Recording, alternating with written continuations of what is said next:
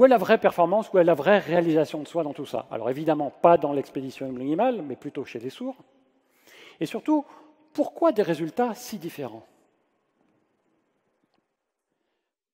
Pour préparer l'expédition Imlong-Imal, le questionnement qu'on a eu était centré sur le bas de la pyramide et démarrait par la question « quoi ». Ce qu'on a à faire ensemble, c'est quoi? Il y avait une bonne idée derrière ça, c'était l'idée d'avoir un objectif commun, parce que c'est plus facile d'atteindre un sommet si on est tous en train de parcourir la montagne pour gravir le même. Donc être d'accord, bien précis, l'objectif du projet, c'est quoi? Notre objectif, c'est quoi? Ensuite, la deuxième question, c'était la question comment. Comment est-ce qu'on va faire? Qu'est-ce qu'il nous faut comme matériel? Qu'est-ce qu'il nous faut comme comportement? Qu'est-ce qu'il nous faut comme compétences?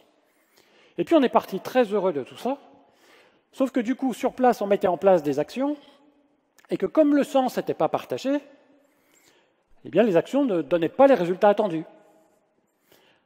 Alors, frustration, bien sûr, et puis pour ne pas refaire les mêmes erreurs, on se posait la question de savoir pourquoi ça n'avait pas marché. Et là, on avait une idée extrêmement intelligente. On se posait une nouvelle question qui est « et maintenant, on fait quoi ?»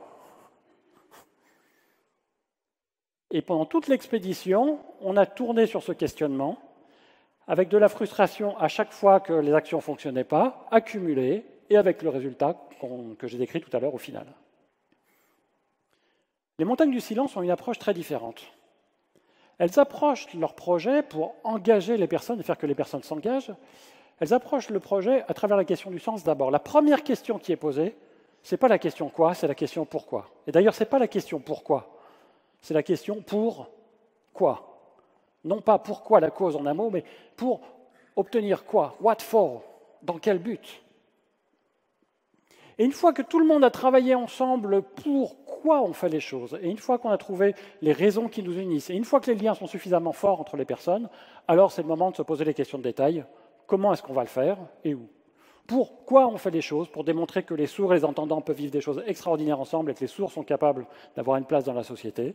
Et comment on va le faire en faisant une expédition et où au Spitzberg?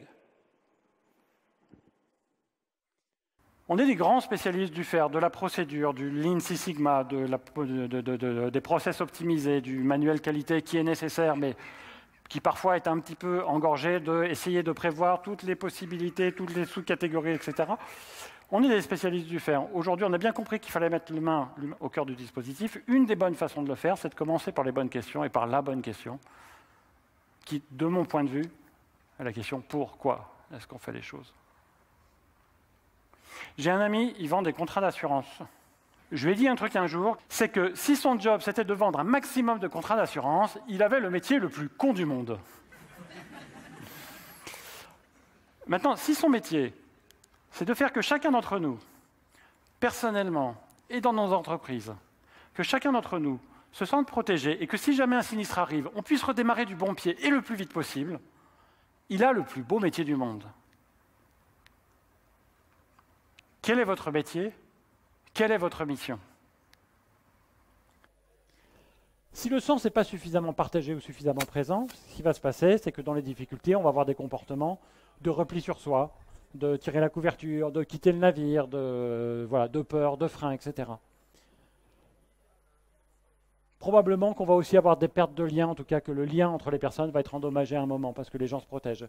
Si le sens est suffisamment présent, à l'inverse, les difficultés ne sont qu'une occasion supplémentaire de réaliser le projet collectif et de se réaliser soi-même en passant les difficultés tous ensemble, d'acquérir de nouvelles compétences et de ressortir encore plus soudés. Les difficultés dans une expédition, ça ne détruit pas le lien entre les personnes, ça ne tisse pas du lien entre les personnes, ça multiplie par 10 la tendance préexistante dans le groupe.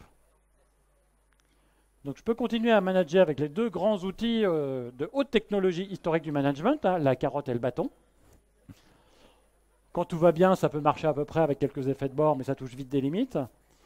Ou alors je peux aller rechercher réellement le projet porteur de sens pour tout le monde et souder les gens avec ça, et du coup faire qu'ils aient des motivateurs intrinsèques qui font qu'en tant que manager, je n'ai pas besoin de les pousser pour qu'ils avancent, j'ai juste à coordonner des gens qui avancent à la limite trop vite, tellement ils sont motivés. Est-ce que je préfère un scénario où la carotte et le bâton font que le manager doit être là pour pousser ou pour tirer ses troupes?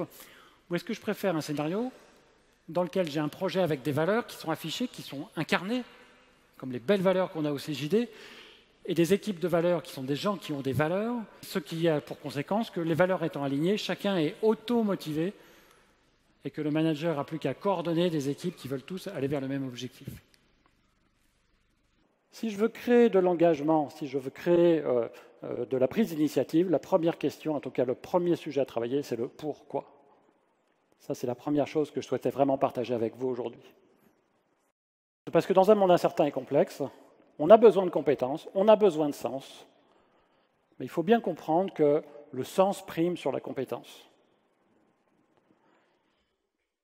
Si j'ai de la compétence, mais que le sujet, le projet ou l'action collective ne fait pas sens, ce que j'obtiens, c'est de l'inaction.